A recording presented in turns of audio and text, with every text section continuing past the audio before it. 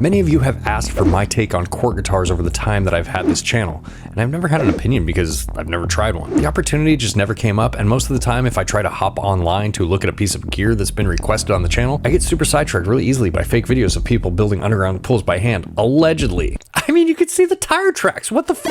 But that streak ends today because for the first time, finally, I'm gonna play a Cort guitar.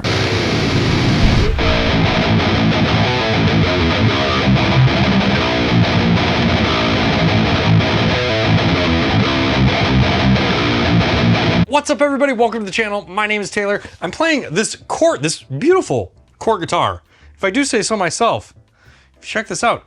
This is a pale moon ebony Cort. Well, let me just read you the specs. This is the Cort KX507 MS Pale Moon. It is a 7-string multi-scale 25.5-inch to 27-inch bolt-on neck guitar. Now the term pale moon comes from the top that this guitar has. It is a mahogany body guitar with a pale moon ebony top. The neck is a bolt-on 5-ply laminated maple and purple heart neck, and the fretboard is made out of Macassar ebony. It has a fretboard radius of 16 inches. We have 24 jumbo stainless steel nets. We have 24 jumbo stainless steel frets, a 52.3 millimeter black PPS nut. This guitar also comes equipped with Cort locking tuners, and the bridge is something that I'm not super familiar with, but you do see these on multi-scale guitars a little bit. It's these little individual string bridges that string through the body. This guitar also has a two-way adjustable spoke nut truss rod, and on the electronic side we have two Fishman Fluence modern humbuckers, one volume pot, one tone pot, each with push-pull functionality and a 3-way pickup selector. Yeah, so the first thing I noticed this guitar obviously is the pale moon ebony top. If you look at it, it's just really eye-catching. It's really nice to look at.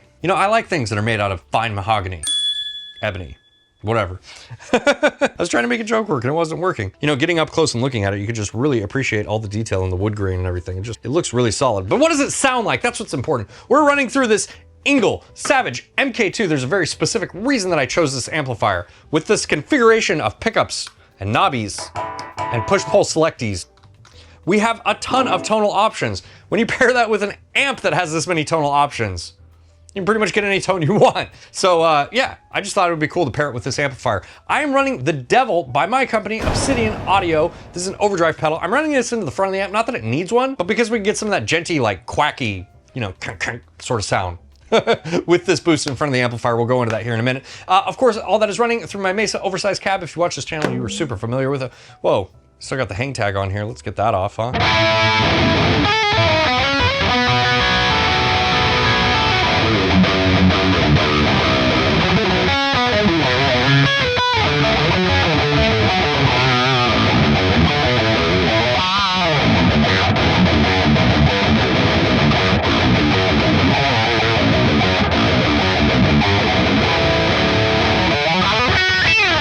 So this guitar is super comfortable to play, I think. I say I think because it definitely needs a setup. Now, this is not uncommon.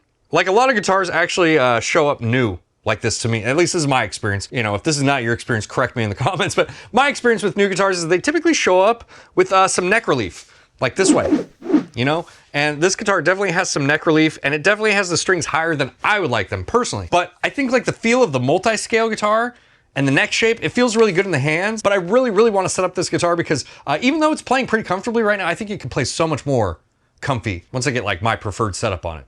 You know what I mean? Before we do that, there are a ton of tonal options here. Let's go to a clean channel and I will show you the pickup. I will show you the pickup sounds. Here's the bridge pickup.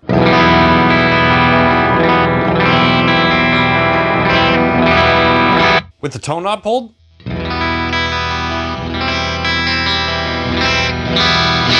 With the volume knob pulled.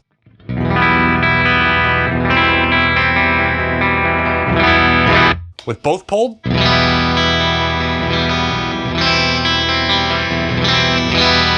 Middle position. Volume knob pulled. Tone knob pulled. Both pulled. I don't think that actually does anything in that position, but moving on. Neck pickup. Tone knob pulled.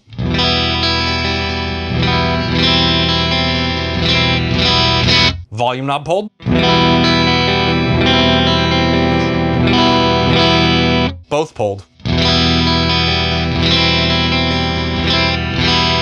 there's just a massive amount of tonal options that you have with this guitar. I really like that it has the multi-scale neck as well, because I think that lends itself to the versatility, because if you're not familiar with what a multi-scale guitar does, it allows you to have thinner strings on the low end of the guitar while still being able to tune low and still have string tension. So the longer your scale is, the thinner you can gauge your strings down, still have enough tension to...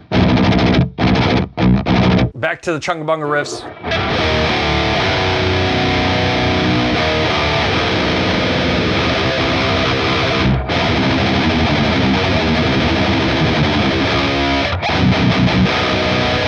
I'm gonna turn this boost on.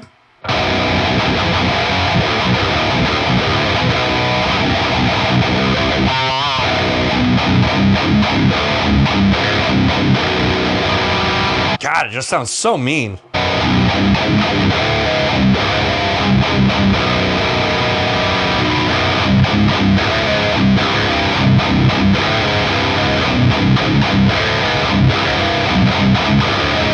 And I really love these pickups when you pull the volume knob on the bridge. You just get this really, like, I don't know, super aggressive sound.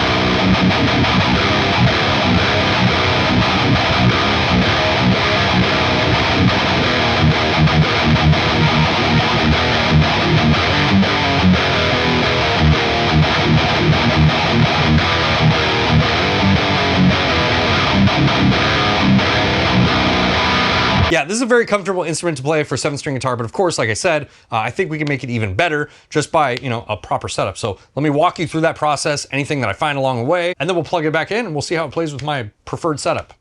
Okay, I'm gonna get the Cort up here on my workbench. Today, I'm gonna put on 7-string super slinkies on it for no reason other than this is the only thing remotely close I could find at my local guitar shop to string this thing up with. So for you guys who like to tune down to drop E1 or whatever, sorry. I'm just gonna be putting these kind of plain Jane 7 strings on there, but I'm actually really excited to get this guitar set up because I think I can get the action quite a bit lower. I think I can get the neck straighter, and I think it's going to play even better after I get it set up. So let's do it.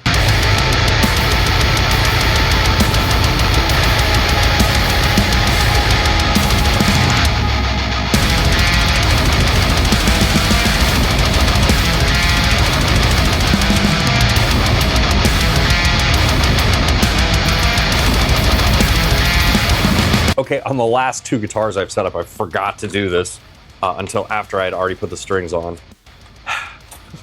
I think I'd be more of a professional at this by now, but no, I'm not, sorry. We're gonna measure the neck thickness up here at the 1st fret. And at the 1st fret, we have a neck thickness of 20.1, we'll just call it 20 millimeters. And then up here, at the 12th fret, we're looking at 22.1, basically 22 millimeters. So it's a relatively thin neck, especially for a 7-string, and it's very flat in the back as well. You know, measuring the neck thickness only tells you part of the story. The profile is very, like, almost D-shaped. It's very flat in the back. The fretwork is pretty good. I don't feel any sharp ends or anything like that, and everything looks really smooth and well polished. But this fretboard does need to be cleaned in condition. That's not really uncommon, so I'm gonna go ahead and take care of that now.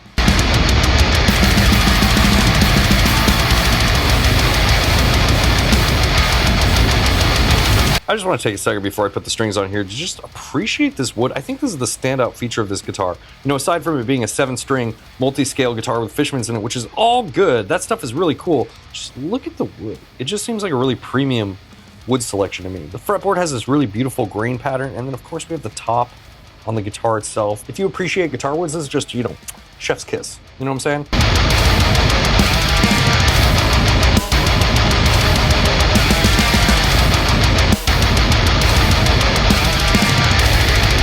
Okay, now this is kind of interesting. I've never really dealt with this before. I mean, I just started using a straight edge recently, so, you know, don't fault me for this. But basically, if I go on the 25/5 side of the neck, I can see it's mostly straight. I see a little bit of a gap at the 12th fret. I mean, it's not crazy. I can't really use this on the 27-inch scale side because it's 25.5 inch and then 24 3/4 on this end for the straight edge. So I can use it here starting at the 2nd fret. And I can see that same gap on the 12th fret here, but more importantly, when I look down, if I just sight the neck, I can see it bowing up on this side a little bit. So we're just gonna go ahead and adjust the wheel. That would be, tightening would be away from me in this case. So.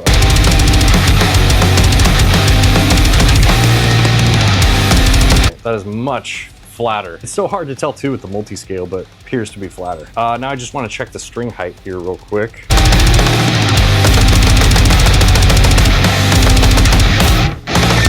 You know, adjusting all of these string heights individually is a little bit tedious, but it is worth it, I think. Okay, let's stretch, double check the tuning.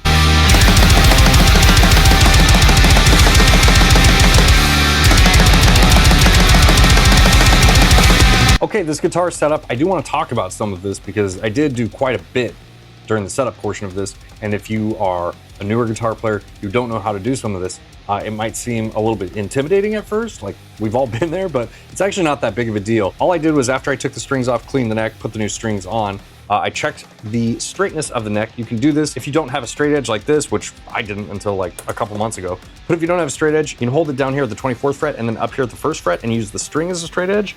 Sort of tap to see how much space there is there. And depending on your playing style, you might want a little bit of relief, meaning the neck bows this way. That's typically how guitars, in my experience, show up. I like to have the necks perfectly straight, so what I do is tighten the truss rod by adjusting this wheel down here. And if you think about it, if you're looking down at it, you want to turn it clockwise to tighten. And so that's what I did. I did that until this was mostly straight. There's still a tiny bit of relief in there, but even when I look down the neck, I have a hard time seeing it. So that's pretty much done. The other thing I did was intonate. And again, if you don't know how to intonate, you tune your open string and then hold it on the 12th fret. And if it is sharp, that means that you need to pull the saddle this way, so you tighten down the screw. And if it's flat, that means the saddle needs to move this way towards the nut, and that would be loosening the screw. So there you go. Again, if you are a newer player, that might seem a little bit intimidating to you, but I would highly suggest learning those things because when you buy guitars, especially in this era of buying guitars online, they might not be set up exactly the way you want them. And knowing how to do those things yourselves are really, really valuable. So there you go. There's my TED Talk. Let's go plug this thing in.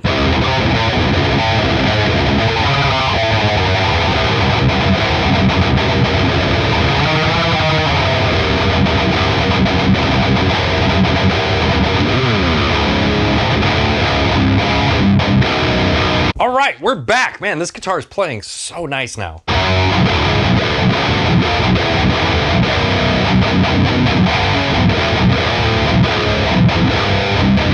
And of course, I have this tuned in B standard, like your traditional 7-string tuning. I know most of you guys are probably drop tuning these guitars. You know, in retrospect, I wish that I did have a little bit thicker gauge strings on this guy. These 9s are fine, they're cutting it, but it would be nice to have something a little bit thicker, especially on the low end. But you know, I gotta take what I can get with the local music store, just is what it is. You know, it's okay. We're gonna make this work. On the plus side, I can bend like a maniac.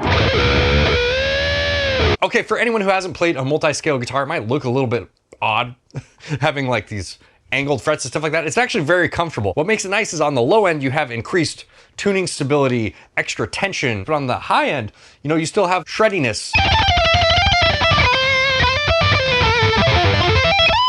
And in my opinion, adjusting to a multi-scale guitar, you know, it isn't as dramatic as adjusting to like an 8-string guitar. The adjustment to multi-scale isn't as dramatic as the adjustment to more strings, I guess is what I'm trying to say.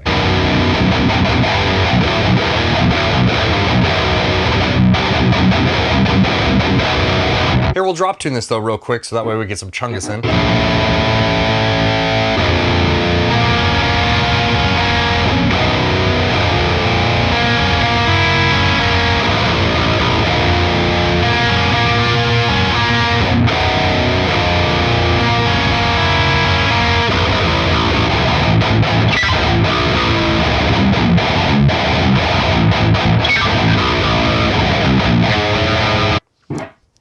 Let's boost this guy for some more chonk.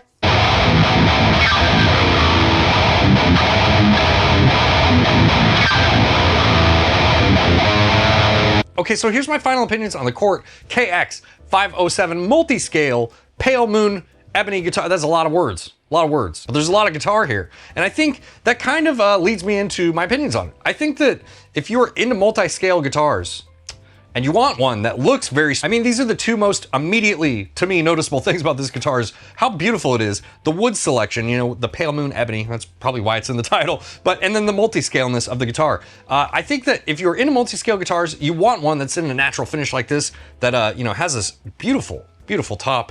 You like Fishman Influence Moderns, all the tonal varieties that it gives you, like this is a great guitar for the money. Now with that being said, I'm making a very big assumption here. I don't actually have the retail price on this guitar, but the other multi-scale 7-string Cort guitars that are in this range are like $900 to $1,000, you know, maybe a little bit more.